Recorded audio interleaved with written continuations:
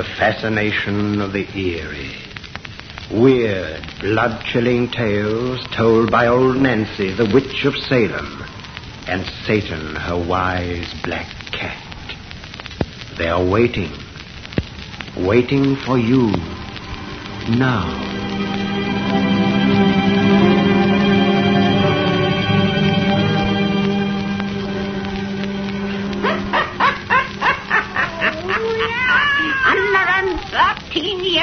I be today. Yes, sir. 113-year-old. Well, Satan, if you'll pass the word to douse all lights, we'll be getting down to business. That's it. Make it nice and dark. Sitting amongst the gloomy shadows is the way to hear our pretty tales. Now, draw up to the fire and gaze into the embers. Gaze into 'em deep, and soon you'll see inside a little shop across the seas in Paris, France. A little curiosity shop it is, full of odd and old and funny things for sale. And there begins our story of the Mannequin. The Mannequin!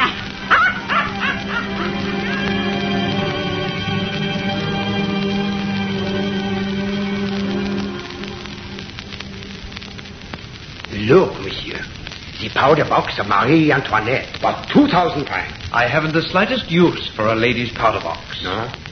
I show monsieur the pistol of Maximilien Robespierre. I'm not interested in pistols. I show monsieur the sword of the Marquis de Lafayette. Please, I don't want that either. You do not desire the sword of Lafayette? No, all monsieur desires is to get out of here. Wait, Paul. I owe Henri an explanation after looking at everything in this place. Monsieur, I regret that I must leave your excellent shop without making a purchase. But you see, I came here in search of a particular something which I have not found. Oh, what is it, Monsieur Seek, you have not found? I don't know. Comment? All I know is that I became convinced that there was something in your shop that, well, crazy as it may sound, something that wanted me to have it. I always knew a man had to be insane before he chose painting as a career. But that notion proves that you're even madder than the average artist. Something that wanted me to have it. Bah! Monsieur, do I understand you are an artist? Why, yes. An artist who paint picture? Guilty. Oh, monsieur, come quick, this way. What for? I have something you will buy. Something only for the artist. What on earth? Must be something precious if he keeps it behind all these locks. Wait until you see. Entrez. You want us to go down in that cellar? Oui, monsieur. Follow me. I turn on the light. Un moment. Come, monsieur. Please come. All right. See nothing down there but crates and broken junk. He's unlocking another door. Please come, monsieur. Tout sweet. Come on, Paul. I'm with you. What the deuce does he want you to see? I think it's the thing I came here to find. I feel its call again. Whatever wants me to have it lies behind that door. Oh, bunk. We'll soon find out. He's drawing the last bolt. Prenez garde à ce que vous faites, je crains. He says he's afraid. Now the door's unlocked, he doesn't pull it open. What's wrong with you, Henri? You're trembling like a frightened child. What are you afraid of? What's behind that door? I open the door, monsieur. Regardez. Good Lord. There's a woman in that closet. She's hanging by the neck. Her hands and feet are bound with ropes. This man's a murderer. They've killed her. No. She is not a woman. She is a mannequin. Oh, my God. What? It's only a mannequin, Paul. A lay figure. You mean a dummy? Yes. Every artist has one in his studio. You've seen mine. I drape costumes on it instead of using a live model. The figure in your studio isn't anything like this one. I should say it isn't. This is a work of art. It's positively lifelike. To me, it still looks like a woman hanging there. Why have you got it trussed up, Henri? As though it were some dangerous animal. Take that rope from around the neck and bring it under the light so that I can see it properly. Oh, oui, monsieur. Monty, he's frightened to death of the thing. I can see that. But why? merely a big doll made of wooden cloth and cotton stuffing. Bring it out, Henri. Oui, monsieur. Tout de suite. That's right. Cut the rope from its neck. Hurry up, she isn't going to bite you.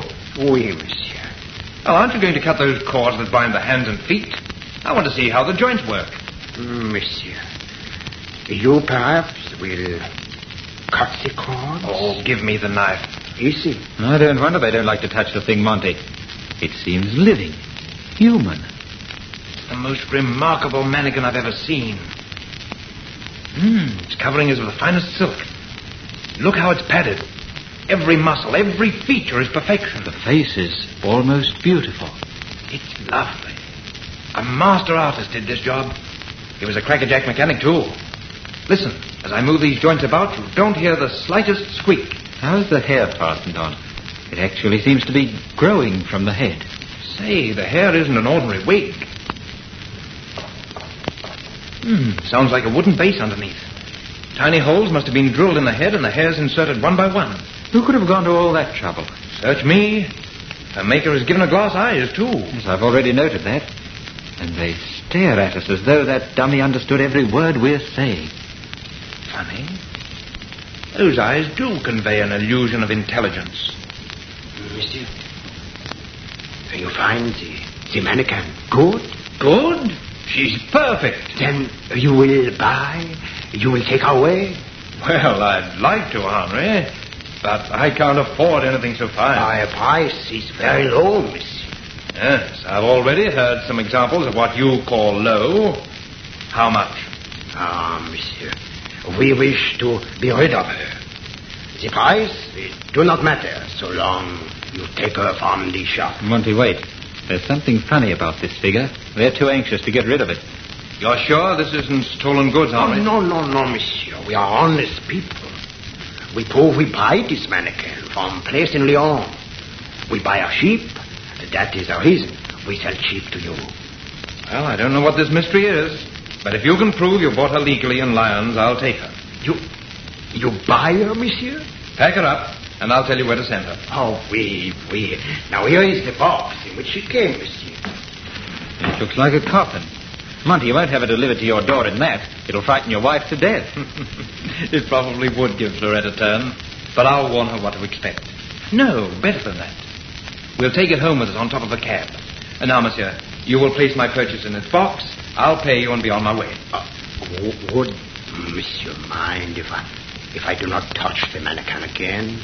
You, monsieur, will lift her in the box? You don't like her a little bit, do you? Now that I've removed the cords with which you had her bound, you probably think her hands will throttle you or something. Well, I'm not afraid of her. Come, pretty lady, prepare to turn. Monty! Monsieur! Monty, I just saw that figure's arms curl about your shoulders. It looked as though she were embracing you.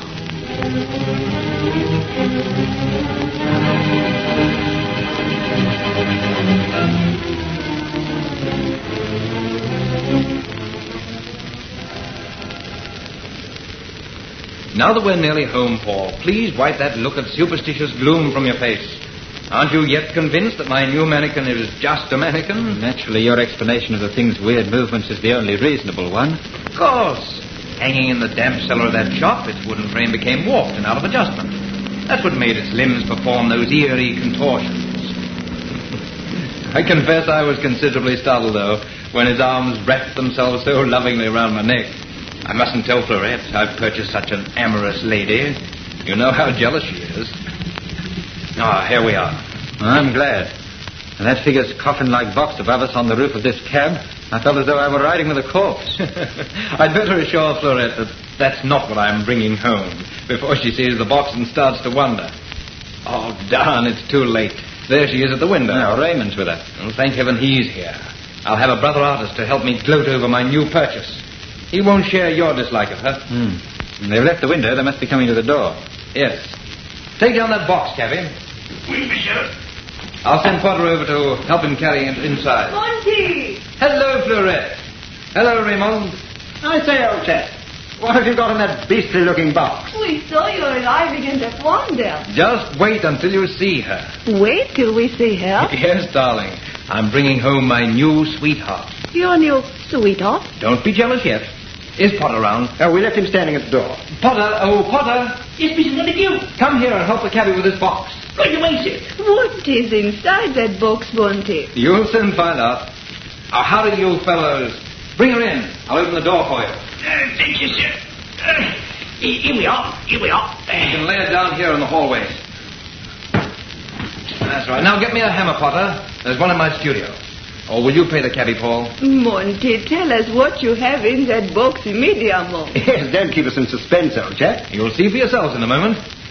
Potter, hurry up. Here's the hammer, sir. Here's the hammer. Shall I give it the work, sir? No, I'll open it. There's only a single nail at each end holding the boards.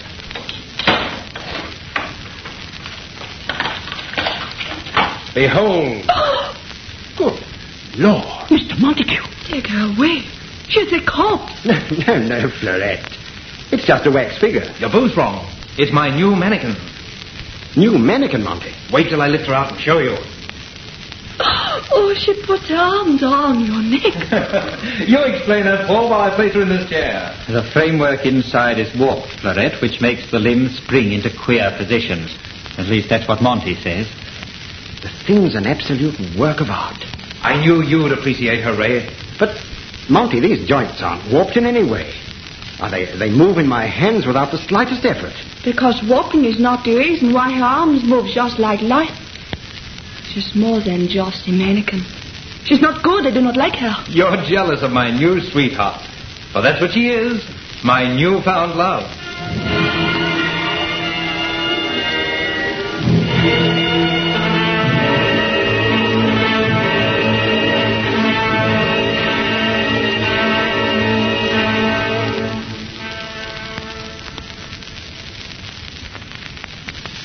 She's certainly lovely, isn't she, Florette? What was it? I heard it, too. Heard what? Monty, that figure sighed. You're crazy. No, I heard her. So did I. Me too, sir. Then the four of you are batty. Monty, take this thing away. I will not have it here. I'm afraid. Dear, you're not going to become hysterical over a big stuffed doll. Here, let me hold you in my arms. The figure made a hissing sound. It did. And look at these eyes. They stab me with hate. Aye, they do. Have you all become raving lunatics? She or I must leave this house, Monty. I will not stay here with her. Nor I, sir. I gives notice. Oh, this is becoming ridiculous. Now, Monty's right. We're making fools of ourselves. Because this figure is so lifelike, we're imagining things that can't possibly be so. You certainly are.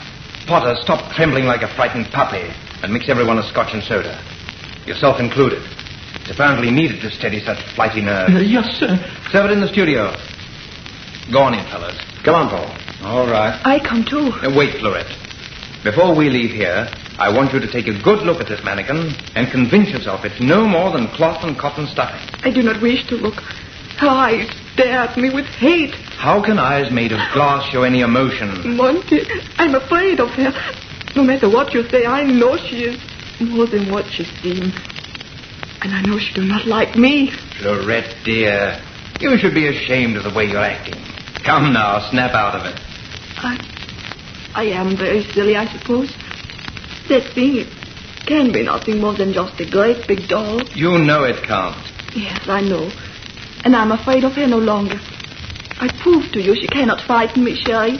Regard it. I slap her face. No, don't. You might knock her off that chair and break her. Very well. But because I meant to slap her face, you see, I am not afraid of her anymore. Your courage is proven. Now let's go in and join the others. Wait. There. Kiss me, mon petit.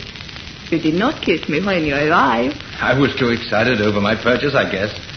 Now I'll make up for lost time. Yes. Kiss me. Kiss me much. Oh! Dear, what's the matter? Paul, Raymond, come here. What's the matter? Look at Florette.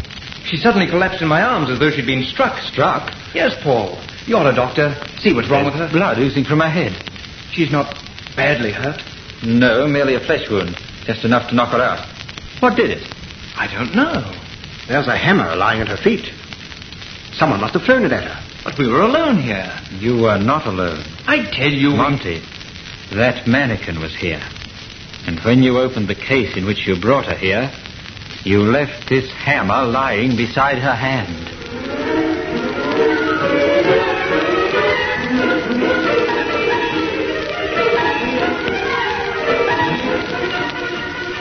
I find what they call a natural explanation for everything, Raymond. Even says she did not throw that hammer at my head last month. Ray, will you try to talk some sense into this poor deluded child? My dear Fleurette, Monty is right in insisting that your accident was due to some normal cause. It's impossible to believe that an inanimate lay figure threw a hammer at you. That mannequin is not the thing it seems, I tell you. She tried to cause my death because she loved my husband. My dear child, you can't believe such arrant nonsense as that. Oh, you are like Monty. You think me just a fool. Paul is the only one who do not say that I am crazy when I speak about that mannequin. But he is gone away from Paris now. Thank heaven for that. I couldn't stand both him and you talking madness day and night. Oh, Raymond, I must make you believe what I say for Monty's sake. Since that figure come here, he have changed. I have not changed. You have. Ever since you know me, I have been your model. Now no more you let me pose for you. You paint only from that mannequin. Oh, for the love of Ray. You know I'm working on a canvas depicting Abelard and Helwars. Fleurette posed for Helwars and the face is finished. Now I'm simply painting in the costume. And she saw because I drape it on the mannequin, instead of making her stand motionless for hours like a wooden clothes horse. All artists do that, you know, Fleurette. But he is not only painting in the costume. He have retouched the face for which I pose until now it look like the mannequin. Well, what if I have? Have you, Monty? Yes. Why? I will tell you. The face of Helwas should be all love. I love Monty, but I am just a simple woman. The figure is more than woman. And she loves him more than I do. Oh, that's rot. But, well, crazy as it may sound to you, Ray, I did catch an expression of absolute devotion from that mannequin's painted face. Because she adore you. Raymond has the figure safely inside his studio by this time, and it's not coming back here. What was it? Merely the doorbell. It is she come back. Rot, it's probably Potter returning from Raymond's place. I'll let him in. Hello, Monty. Paul. Hello, Fleurette. Oh, Paul, I am glad to see you.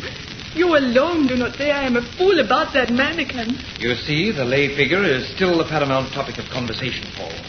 Just as when you went away from Paris. I'm not surprised. And I'm here to carry on the conversation, Monty. For I've just returned from Lyons, where your big doll came from.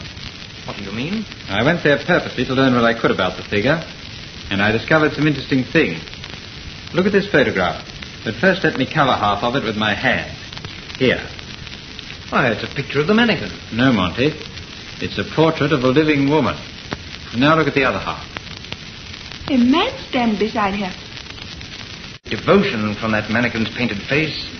Because she adore you. You told me that she called to you before you ever see her in that shop from which you buy her. I'm sick of this whole business. I know she's nothing but a jointed image. I'll never have a moment's peace while she remains inside the house.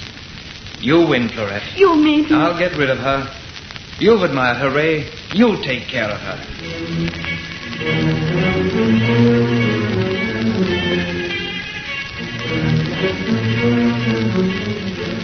I've heard enough of your silly talk about a voice inside this box, Potter. Now that we reach His wife. They were greatly in love with one another, so much so that when she died, he lost his reason. He is reputed to have made a life-size figure that resembled her, which he kept always at his side until his death. You think my mannequin... Yes. That is why she loved my Monty then. Because he looked like her husband. But the mannequin is only a copy of the woman. From what we have seen, I think she's something more than that. Something more? Yes. I wish to examine your mannequin carefully. It is gone. Gone where? I gave it to Raymond about an hour ago. Oh, that's all right. He'll keep it safe. That bell. I'll answer it. She said she would return. Stop that, Fleurette. Miss Montague! Miss Montague! Potter. Oh, it is on a heath. Why are you wearing... It's grabbed that hunting knife. Her other hand's at my throat, Potter. Potter, get that knife. She stabbed him. Killed him. And now she's coming after me. Help! Help! Help!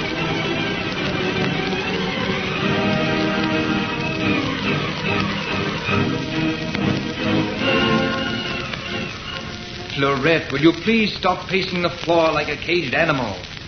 Raymond has the figure safely inside his studio by this time, and it's not coming back here. What was it? Merely the doorbell. Is she come back? Rot, it's probably Potter returning from Raymond's place. I'll let him in. Hello, Monty. Paul. Hello, Florette. Oh, Paul, I am glad to see you. I hear footsteps. Of a woman. In my studio. Come, we're going in there. Oui, open quick that door. I have it. The mannequin. Oh, she have entered through the window. A bloodstained knife is in her hand. It is the one she used on Mr. Raymond. She's coming for me. Oh, Monty, save me. I won't let her harm you. Stop that thing, quick, quick. I've got a knife.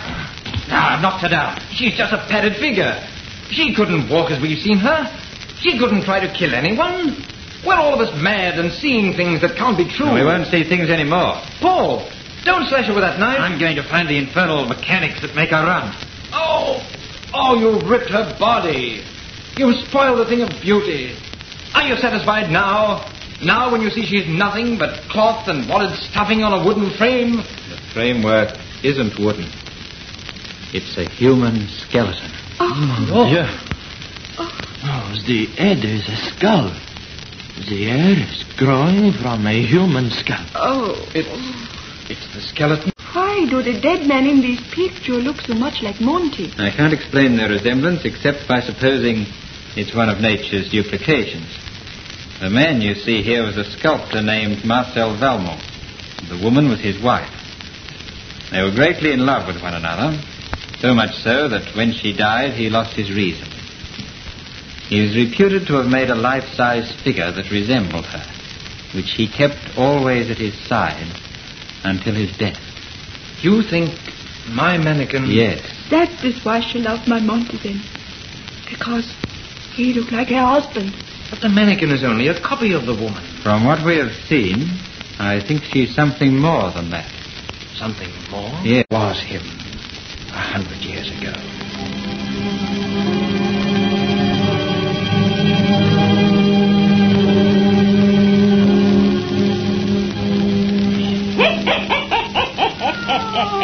Well, that's the end of that and Satan.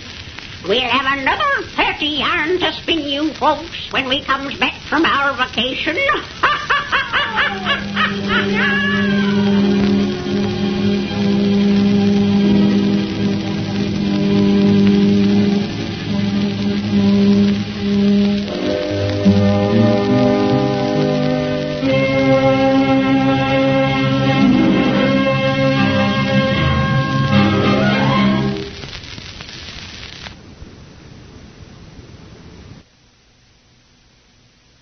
Becky is just like she said. She's only cloth and wood, I tell you. She can't be anything else. Quiet. Listen. I hear footsteps. Of a woman. In my studio. Come, we're going in there. Oui, open quick that door. I have it.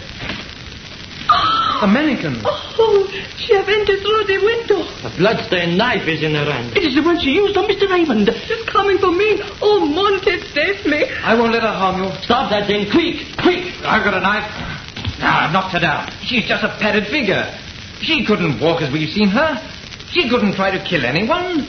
We're all of us mad and seeing things that can't be true. No, we won't see things anymore. Paul, don't slash her with that knife. I'm going to find the infernal mechanics that make her run.